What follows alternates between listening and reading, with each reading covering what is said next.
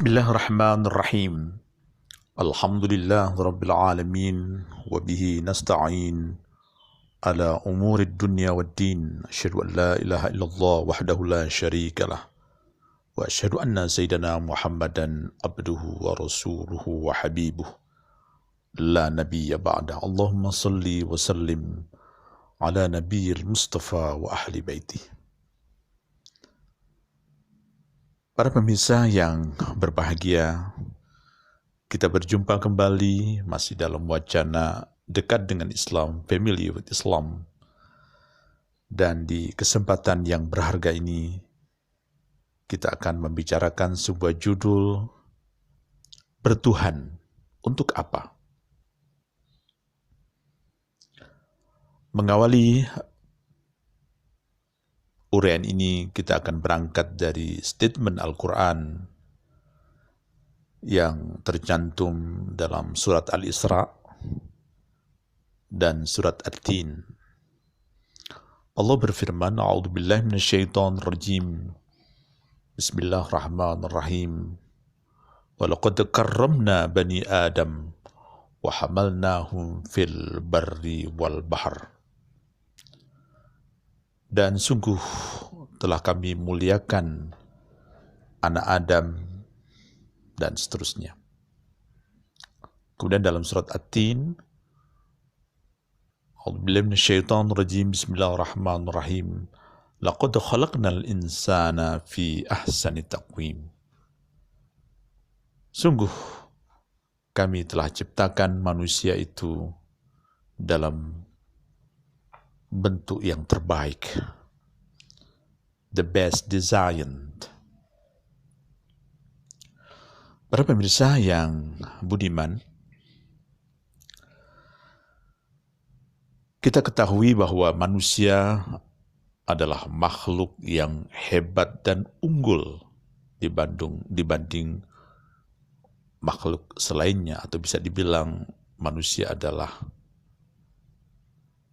kaisar dari seluruh makhluk yang ada di bumi. He is the king of the world. Dan yang hanya bisa menandingi manusia hanyalah penciptanya. Mengapa? Karena ia adalah khalifatullah, adalah wakil Tuhan. Dan dia memperoleh anugerah istimewa dari Tuhan berupa al-aql, mind. Dengan al-aql dan mind itulah ia bisa leluasa berbuat sesuatu yang diinginkannya di muka bumi ini. Para pemirsa yang berbahagia, tapi sekali lagi manusia bukanlah Tuhan. Manusia bukanlah Al-Khaliq, pencipta, tapi dia adalah makhluk, lawan dari Khaliq. Lawan dari Khaliq adalah makhluk. Jadi dia bukan Tuhan, tapi dia adalah hamba, pencipta, ciptaan. Betapapun ia bisa melakukan banyak hal di muka bumi ini, ia tetap memiliki keterbatasan. Misal, apakah bisa manusia menghentikan usia tuanya sehingga ia tetap muda, kulitnya tidak kendur, kencang, tubuhnya tetap gagah dan tidak membungkuk, raut wajahnya tidak keriput, panca inderanya tetap tajam? Tidak. Semuanya itu akan lemah, rapuh, redup, dan kemudian akan lenyap di telan bumi.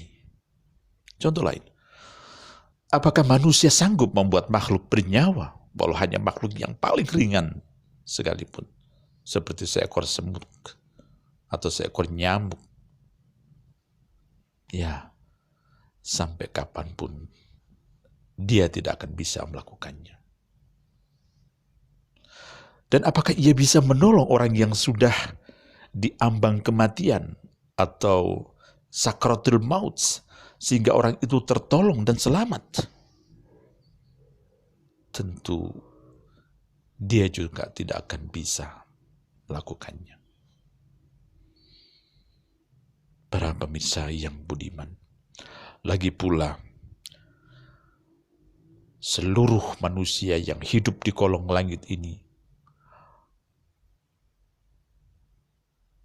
selalu dibayangi oleh beragam ancaman yang datang tanpa mereka duga sebelumnya. Seperti ancaman sebuah penyakit seperti yang kita rasakan sekarang, COVID-19. Bencana kebakaran, bencana alam, bencana perang, bencana kelaparan.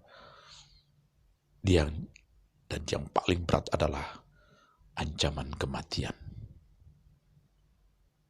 Tidak peduli apakah dia dari anggota keluarga yang dicintainya, tak peduli. Ketika semua hal itu datang, menyerang dan menerjang manusia, maka mereka tidak akan berdaya dan tidak akan mampu melindungi. Seluruh kemampuan yang mereka miliki dan seluruh karya-karya yang mereka buat untuk melindunginya tidak akan mampu. Semuanya akan tunduk, takluk, dan tidak bisa berbuat banyak untuk melindungi dan membelanya. Ya, manusia pada akhirnya harus mencari pertolongan dan perlindungan lain karena ia tidak sanggup mengatasi masalah yang mereka hadapi. Ya, tapi pada siapa? Apakah masih mengandalkan sesama manusia? Tidak. Lantas siapa? Disinilah manusia perlunya bertuhan. Ya, dialah Tuhan yang menciptakan manusia Al-Khaliq dan yang telah memberikan kewenangan menunjuk manusia sebagai khalifah, memberikan kewenangan, tapi kewenangan yang terbatas, tidak absolut. Para pemirsa yang berbahagia, karena itu catatan langit mengingatkan umat manusia untuk tidak angkuh di hadapan penciptanya atau lupa pada penciptanya. Bukankah dulu ia hanya sperma yang hina, kemudian dibentuk dan diberi nyawa, dan akhirnya tumbuh dan berkembang. Ada yang menjadi sosok manusia yang cantik, tampan, kaya raya, menjadi pemimpin, menjadi raja, menjadi presiden, dan lain sebagainya. Menjadi saintis mungkin, ilmuwan yang mumpuni, dan lain-lain. Tapi mereka adalah sebelumnya tidak lain adalah sperma yang hina. Karena itu Al-Quran mengatakan dalam surah 36 ayat 77 surat Yasin, A'udzubillahi minasyaitonirrajim, Bismillahirrahmanirrahim. Awalam yarul insan anna khalaqnahu min nutfah fa idza huwa khasimun mubin. Apakah manusia tidak melihat dirinya diciptakan dari sperma yang hina, tiba-tiba menjadi penantang yang nyata? Semoga manusia menyadari hakikat dirinya dan tidak lupa pada Khalik-Nya. Kemudian dia berusaha untuk menjadi hamba yang baik, patuh padanya, ruku dan sujud kepadanya, dan berbuat kebajikan di tengah-tengah kehidupan alam semesta ini. Para pemirsa yang berbahagia, sebelum saya akhiri, saya akan tutup dengan sebuah wise wisdom. The greatest good of mind is knowledge of God.